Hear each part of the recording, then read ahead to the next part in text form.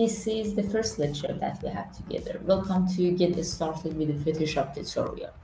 And the Photoshop tutorial teach you the basic tool and the technique of the Adobe Photoshop. And also in this tutorial, I want to introduce you to the Photoshop work area and show you how to open and to save your image, how to zoom in, zoom out, and undo the mistake that you might have in Photoshop. So after installing the Photoshop, the first things that you will see is this workspace here. So you should open your image in order to work with that, or you should create an image. First of all, we want to talk about how to open a new image. You have two ways. One way, as you see, you have one option here as open, and another option is from your menu bar. So let's go to the menu bar and try it. The open, click on open. It takes you to your browser, and then you can browse from your existing images that you have. All right, so I want to open this image.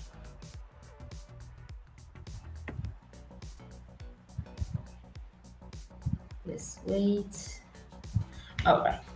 As you see, as soon as you click on your image, the Photoshop, it will open that image for you in the work area of the Photoshop. All right. Another things that I want to mention is about the total work area that we have here. Let's look at these panels. You see that in the Photoshop window, we have lots of panels that they might hidden even under each other, and sometimes you cannot see everything. Since it's your first time that you open your Photoshop, so most of the panels even is not existing, and when once you choose them, definitely based on your need, always when you open your Photoshop, you can work with them.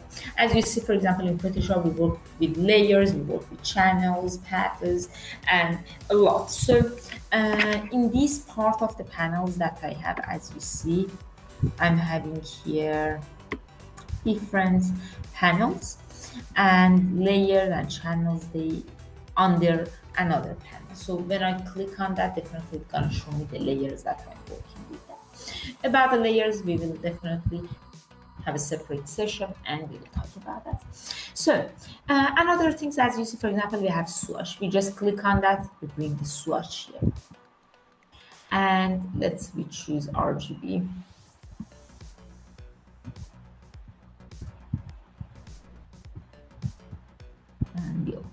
And you see the photos, and you see the first primary colors, then you will see another one, and just one by one you can click on them, and then you can choose exactly what you want. This is for swatch.